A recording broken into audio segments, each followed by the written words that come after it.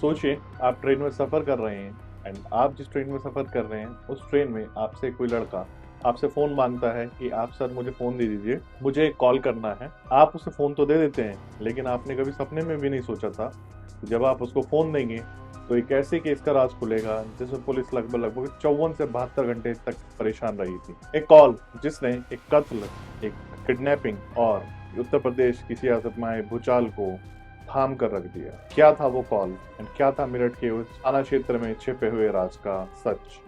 जानते हैं आज की सच्ची घटना में। नमस्कार दोस्तों, स्वागत है आपका मेरे इस यूट्यूब चैनल पे। आज की कहानी मेरठ, जो कि उत्तर प्रदेश में पड़ता है, उस जिले की कहानी है जहां पर इस कहानी में एक माँ की ममता, एक सन की आशिक की जिद और प्रशासन में मचे हुए हड़कंप बारे में हम जानेंगे एंड साथ ही साथ ये जानेंगे कि पुलिस प्रशासन इस केस में कैसे परेशान रहा, क्योंकि जिस केस के चक्कर में पुलिस प्रशासन की नींदें उड़ी थी उस केस का बहुत ही खौफनाक मंजर था जो आज खुलने वाला था। दिन था 8 जनवरी 2026 का और ये जो एरिया था वो था मेरठ का एक थाना क्षेत्र कपसाड़। कभी किसी ने ये भी नहीं सोचा था कि एक नॉर्मल सुबह किसी परिवार के लिए काल बनकर आएगी एंड खासकर उस परिवार ने तो बिल्कुल नहीं सोचा था जिसने ये सब झेला था।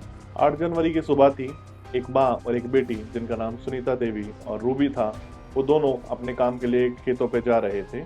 वो अक्सर दूसरों के खेतों पे गन्ना छीलने का काम किया करते थे, तो उसी काम के लिए तो अपने गांव में ही वो उस रास्ते पर चलकर जाते हैं जिस रास्ते पर उनके लिए घटना लिखी हुई थी। जैसे ही वो खेत की तरफ चल रहे थे तभी उनके पास एक कार आकर रुकती है। उस कार में से दो लड़के उतरते हैं। एक का नाम था पारस सोम और दूसरे का नाम था सुनील राजपूत। इससे पहले कि सुनीता देवी को समझ पाती, उन दोनों लड़कों ने उनकी बेटी रूबी को पकड़ लिया एंड अपनी कार के अंदर खींचने लगे। माँ की ममता से ये सब देखा नहीं गया। वो अपनी बेटी को छुड़ाने की पूरी कोशिश करती है। वो उन दोनों लड़कों से भिड़ जाती है। तभी उनमें से जो एक लड़का होता है उसके पास एक धारदार हथियार होता है, एक बड़ी दराती जैसी होती है।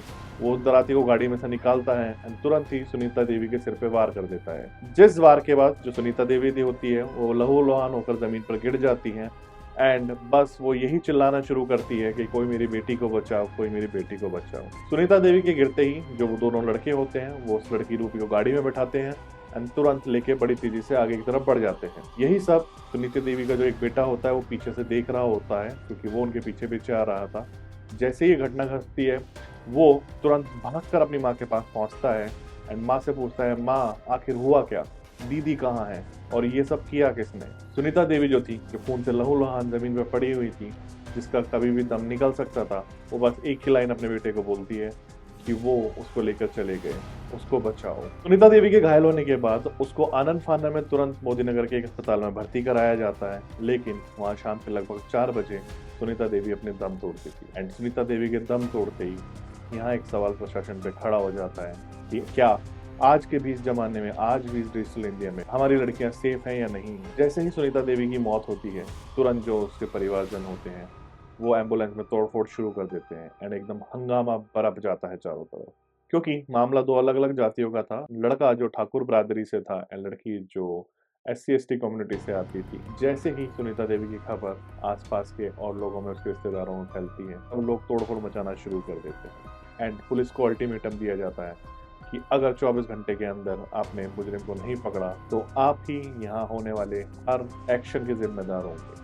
एंड वो साथ साथ ये भी अल्टीमेटम देते हैं कि जब तक वो लड़का और लड़की वापस नहीं आएंगे तब तक सुनीता देवी का अंतिम संस्कार भी नहीं होगा। यह सब सुनकर पुलिस के भी हाथ पैर फूल जाते हैं। घंटे बीतने शुरू होते हैं, 12 घंटे होते हैं, 24 घंटे होते हैं, 36 घंटे होते हैं, 72 घंटे हो जाते हैं, लेकिन लड़की और उस लड़के का कहीं भी सुराग नहीं मिलता। धीरे धीरे इस केस में पॉलिटिक्स भी घुसना शुरू हो जाती है। जो उत्तर प्रदेश की पूर्व मुख्यमंत्री होती है मायावती एंड अखिलेश यादव, वो भी ट्वीट करते हैं एंड जल्द से जल्द यूपी सरकार से कहते हैं कि लड़की को ढूंढा जाए एंड जल्द से जल्द उस मुजरिम को पकड़ा जाए। साथ ही साथ इस केस में एक नेता जो काफ़ी अभी सोशल मीडिया पे भी वायरल हो रहे थे, जिनकी वीडियोज़ और फोटोज, जो नगीना के सांसद है चंद्रशेखर, वो परिवार से मिलने वहाँ पहुँचने की कोशिश करते हैं, लेकिन उनको रास्ते में ही रोक लिया जाता है। आपने अक्सर फोटोज भी देखी होंगी, चंद्रशेखर इधर से उधर भाग रहे हैं, कभी बाइक पे बैठ रहे हैं, कभी गाड़ियों में बैठ रहे हैं, लेकिन पुलिस जो वो एरिया होता है उसको पूरा छावनी में तब्दील कर देती है एंड किसी को भी वहां तक नहीं पहुंचने देती। उधर पुलिस जब खान छाक रही थी तो जो मुजरिम होता है पारस सोम, वो पुलिस को चकमे पर चकमा दिया जा रहा था वो सबसे पहले मुजफ्फरनगर के खतौली गांव पहुंचता है, खतौली से वो दिल्ली पहुंचता है एंड दिल्ली से वो गुड़गांव पहुंचता है अपने एक दोस्त के पास। गुड़गांव में अपने दोस्त पहुंचने के बाद वो वहां से भी निकलने की प्लानिंग करता है एंड वो वहां से पहुंचता है सहारनपुर के टपरी गांव। लेकिन यहाँ पहुंचने के साथ साथ उसे भी भनक लग चुकी थी कि उसका ये मामला कितना बड़ा हो चुका है, सोशल मीडिया पे कितना वायरल हो चुका है। तो जब वो ये सब चीज़ें, ये सब वीडियोस देखता है, न्यूज़ बाइट्स देखता है, तो वो ये फैसला करता है कि वो अब यहाँ से निकल कर हमेशा के लिए हरिद्वार चला जाएगा एंड वहीं पे जाके सेटल होगा। लेकिन यहीं पर वो सबसे बड़ी गलती करता है एंड इसी गलती की वजह से पुलिस उस तक पहुंच पाई थी। तारीख आती है 10 जनवरी 2026 की। वो जब ट्रेन हरिद्वार की पकड़ता है तो उस ट्रेन में पहुंचकर वो एक आदमी से फ़ोन मांगता है एंड उससे बोलता है कि मुझे एक कॉल करना है, कृपया आप मेरा फ़ोन दे दीजिए, मेरे फ़ोन की बैटरी डेड है। वो उस यात्री से फ़ोन लेकर अपने एक जानकार जो कि झोलाछाप डॉक्टर था, उस डॉक्टर का नाम था राजेंद्र कुमार, वो उसको कॉल करता है। लेकिन उसको बिल्कुल भी भनक नहीं होती, पुलिस ने ऑलरेडी उस फर्जी डॉक्टर का नंबर ट्रेसिंग पे लगा रखा है। जैसे ही वो उसको कॉल करता है एंड कॉल में वो ये बोलता है कि वो हरिद्वार जा रहा है एंड वहाँ जाकर वो छुप जाएगा। तो जैसी ही चीज़ें सब पुलिस सुनती है, पुलिस एकदम हरकत में आती है, क्योंकि यहाँ वो अपनी लोकेशन बताने की गलती कर चुका था। उसे बिल्कुल आइडिया नहीं था कि पुलिस उसकी लोकेशन एंड पुलिस उसकी बातें सर्विलांस पे सुन रही है। तो जैसे ही पुलिस तक ये खबर पहुंचती है, तुरंत वहाँ के आसपास हरिद्वार रोड की पुलिस को इत्तला करती है एंड उसको वहाँ पे चारों तरफ से घेर लिया जाता है। जैसे ही ट्रेन रुड़की पहुंचती है, घात लगाई हुई पुलिस तुरंत अंदर घुसती है, लड़के को धर दबोचती है। वहां से पता चलता है कि लड़की कहाँ पर है। तो पुलिस ने उसको ट्रेन से गिरफ्तार कर लिया था एंड गिरफ्तारी करने के बाद उसकी कोर्ट में पेशी होती है। जब उसकी पेशी जज के सामने होती है तो यहाँ पर कहानी में एक नया मोड़ आता है।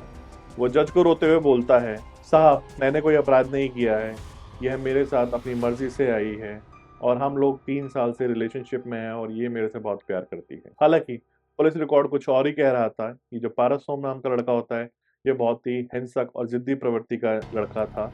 इसने ऑलरेडी अपनी कुछ टाइम पहले अपने पिता पर भी हमला किया था एंड उनको भी चाकू मारकर घायल कर दिया था। अब सवाल बड़ा यह आता है कि रूबी किसका साइड लेगी एंड रूबी ने का जो बयान होता है, पुलिस एक बंद लिफाफे में मजिस्ट्रेट के सामने सबमिट कर देती है।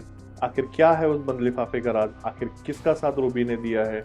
क्या वो अपने प्यार जो कि वो लड़का बोल रहा है उसको चुनेगी या अपने माँ के कातिल को सजा दिलवाएगी? दोस्तों सच क्या है ये तो अभी आने वाले समय में ही पता चलेगा। लेकिन एक जिद्दी प्यार या एक जिद के चक्कर में एक हंसता खेलता परिवार बर्बाद हो गया, एक बेटी से अपनी माँ बिछड़ गई एंड पुलिस की इतनी एक्टिवनेस से ये केस इतनी जल्दी सुलझ पाया। इस घटना पर आपकी क्या राय है? क्या ये हत्या है या फिर एक प्रेम प्रसंग का एक साजिश? आप मुझे कमेंट बॉक्स में ज़रूर बताएं आपको क्या लगता है। अगर आपको ये वीडियो पसंद आई तो आप वीडियो को लाइक करें, मेरे चैनल को सब्सक्राइब करें। मिलते हैं आपसे अगली वीडियो के साथ, तब तक के लिए धन्यवाद।